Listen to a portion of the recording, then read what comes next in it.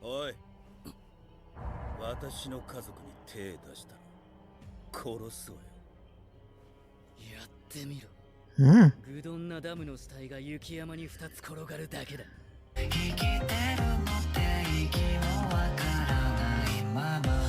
Hi everyone, I'm going to react to the case study of Vanitas, episode 14, The Witch and the Young Man.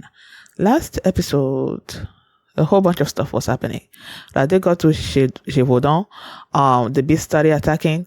This Astolfo guy showed up, just started killing everybody, just like crazy. Charlatan also showed up. Vanitas tried to use the book, but then someone launched some kind of dagger or whatever, severed the book away from him. And then the next thing you see, everybody else is gone apart from Noé, that's like on the floor, with Chloe, who's the actual beast of Gévaudan, and then another man that had the book, that I'm thinking his name is Antoine, although I'm not totally sure about that. But yeah, that's where the episode ended. Now, with the title of this episode being The Witch and the Young Man, the witch in my mind is clearly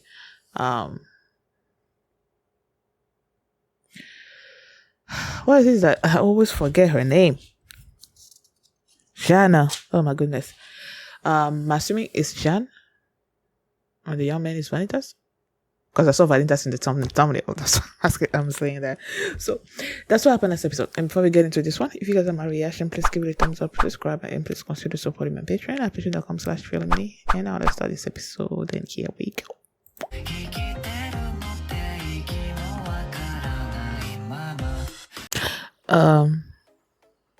I was just like looking at the scene, the table scene, or whatever.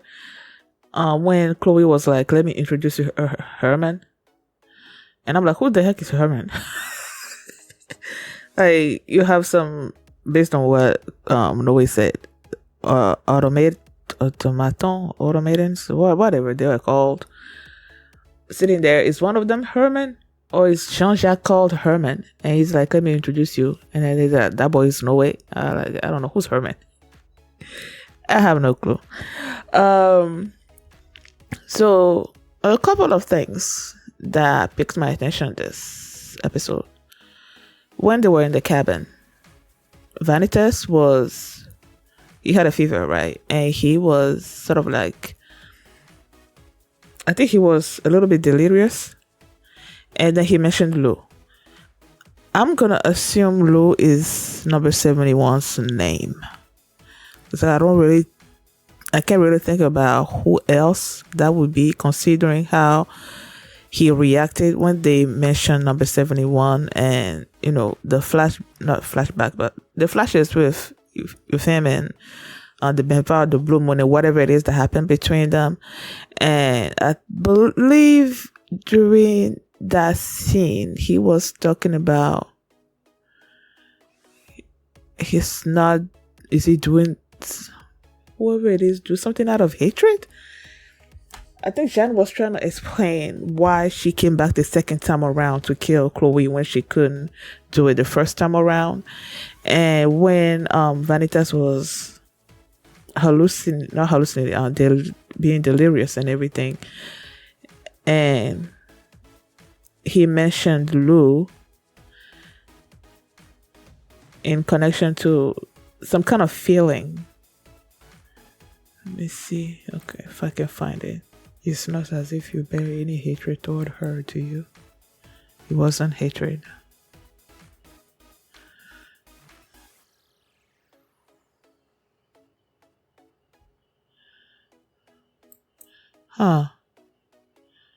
It's like, right, it wasn't hatred. Is he saying this in relation to himself? Like, whatever he did, whatever happened between Lou and him, it wasn't like hatred from his part. Based on what I just read right there, I feel like he was talking about himself. That whatever it is that he did, that Lou might be upset with him about, it wasn't born out of hatred.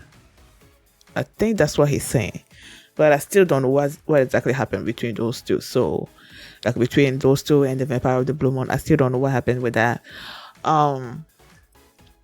They also mentioned that Jean's parents were Ruthven's students, right? And that Ruthven is the one that brought her to where Chloe was, and they were really close. She didn't want to leave. And then the next time she went there was to kill her because she was now the beast, La Bête de Gévaudan. So it's like, what happened in between the time she left and Chloe becoming the best of Gévaudan? Was she always the best of Gévaudan, but no one knew? Something must have happened, right? Also, with Reuven, like his dealings with Charlatan, and then you also have Chloe that's also dealing with Charlatan. I mean, Nania was there, so it's like, what the heck is going on, man? I need explanations. And then Vanitas also got upset with Dante because he felt, well, Dante and Johan, because he felt that they were hiding something from him when it came to La Bête. So it's like, he's like, okay, why is the church and the vampires really after Chloe? Why? Who knows? There must be something special about her. Like, it's just not that she is she's a curse bearer or anything. It can't be just that. It has to be something else. So what is that something else? And they also said that she was even older than Reuven. So well, I don't know if it works like that. If he was the vampire of that, if he was the Vampire Diaries, the older you are, the stronger you are, you know. So if he was going by that rule, then she should be stronger than Reuven. But I don't know. The guy's name, the one that picked up the book, was called Jean-Jacques. And I thought it wasn't right. But anyway, he's called Jean-Jacques. He has the book. I'm trying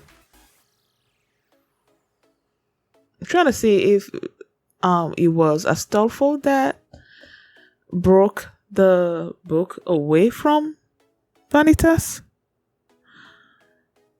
When they showed the flashback of Vanitas saving Jeanne, Astolfo had some kind of dagger thing in his hand, right? When they were fighting, they both were using sort of like daggers, and that's the kind of weapon that severed the chain between Vanitas and the book. So I'm assuming Astolfo is behind that happening. Now, if that's the case, why did he do that? Did he do it on purpose or not? I don't know. So many questions. And he was in the cave someplace or one night, and then a certain Marco came, and then he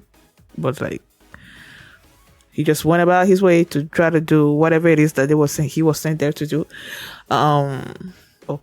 Probably also going after the La Bête de Gévaudan. So it's like, I don't know, man. It's questions. I want answers. And poor Jeanne thinking that after everything that happened, she was gonna have an advantage over Vanitas, which I'm like, girl, when are you gonna learn? That's not gonna happen.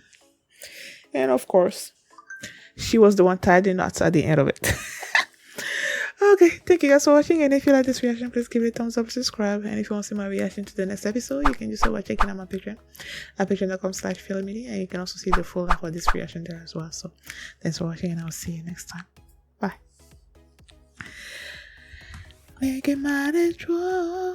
Quinn, don't touch it. Well, she's dancing on the floor.